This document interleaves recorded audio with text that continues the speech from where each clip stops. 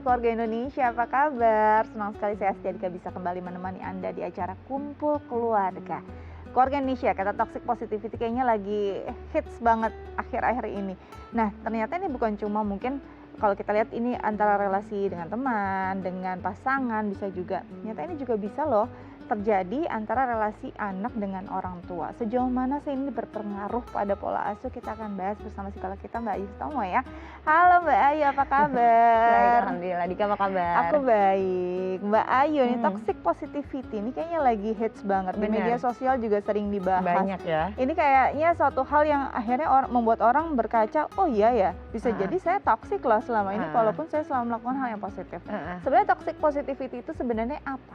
Lebih kepada pada saat berhadapan dalam satu setting situasi, kemudian terlalu positif dalam merespon situasi, sehingga pada akhirnya justru membuat orang merasa tidak nyaman. Tadi Dika bilang berlaku nggak hanya buat teman-teman sama anak, itu juga iya, karena biasanya oke, semangat ya, kamu bisa gitu, jangan menyerah, ya kata-kata seperti itu yang belum tentu pada saat orang berhadapan pada situasi tersebut atau anak berhadapan pada situasi tersebut dia membutuhkan itu. Justru overload yang kayak gitu bikin merasa nggak nyaman, attacking secara psikologis gitu.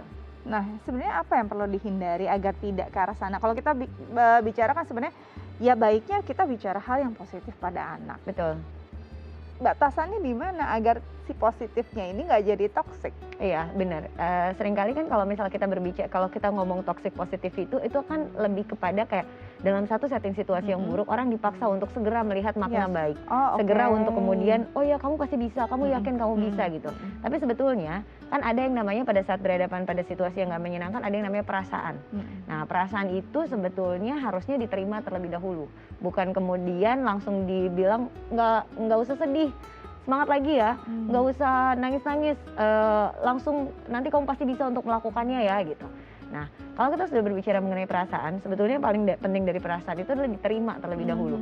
Nah, dengan kita bisa menerima perasaan itu, mau itu sedih, mau itu kemudian marah, mau itu kecewa, itu justru membuat kita lebih mudah melewati proses yang mungkin tidak kita inginkan tersebut, dan kemudian nanti boleh kata-kata positif itu muncul, semangat-semangat itu muncul, tapi tentunya di waktu yang tepat. Pada saat kemudian ada orang bersedih, ada misalnya kemudian nggak berhasil mendapatkan apa yang dia inginkan gitu, terlalu dini untuk menyampaikan kamu pasti bisa, jangan sedih, nanti kita coba lagi, kemudian abis ini pasti akan menang, aku tahu ini pasti kamu, yang seperti itu.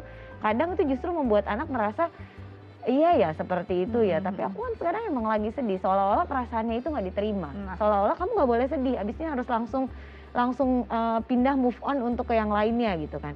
Padahal sebetulnya kalau kita bicara perasaan kan memang harus diterima. Nah, di situ sebetulnya yang dibutuhkan gitu. Jadi batasannya kalau ditanya supaya nggak jadi toxic positivity adalah ketika dukungan-dukungan positif itu masuk di kata yang tepat atau momen yang tepat. Jadi bisa dibilang bahwa kita bisa bilang nggak kalau misalnya toxic positivity itu impact paling dekatnya adalah anak sulit untuk memvalidasi perasaannya. Benar, iya. Dan ketika anak jadi sulit memvalidasi perasaan, dia jadi kemudian menganggap bahwa sedih itu nggak boleh, harus cepet gitu kan. Nggak boleh yang namanya berlama-lama menyesali sesuatu, berlama-lama sedih karena suatu hal. Itu nggak boleh, jadi harus cepat.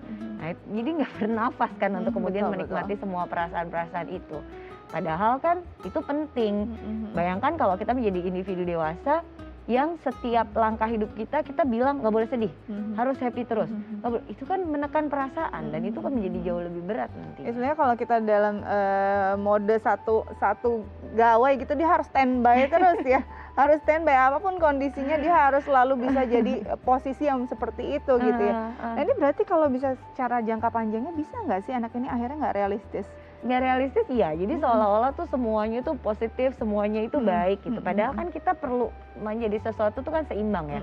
Ketika kita berhadapan pada satu setting situasi tertentu yang mungkin kurang kita, tidak sesuai dengan apa yang kita harapkan, satu, menerima perasaan itu penting.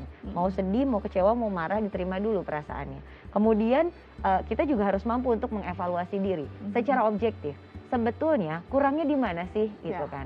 sehingga kemudian tidak melihat, oh nanti pasti bisa, oh pasti aku akan semangat lagi. Tapi kan semua itu butuh langkah konkret dan evaluasi. Misalnya kita bicara mengenai kegagalan gitu ya. Nah, langkah konkret dan evaluasi itu seringkali akhirnya jadi blur dengan, wah habis ini bisa. Padahal kan, ya oke habis ini bisa, apa yang bisa kita lakukan sama-sama untuk mencapai tujuan kita di next step-nya nih. Nah, itu yang sebetulnya dibutuhkan. Oke, jadi sebenarnya validasi dulu perasaannya, yakinkan bahwa ini realitanya seperti ini, nanti bisa berubah loh kalau kita usaha gitu kan paling enggak ya Mbak ya. Oke, nanti kita akan lanjut lagi, kita akan bahas lagi dan mungkin akan ngobrol dengan salah satu orang tua juga mungkin punya pengalaman serupa. Kita akan bahas, tapi kita harus jeda dulu, jangan kemana-mana, tetap bersama kami di Kumpul Keluarga.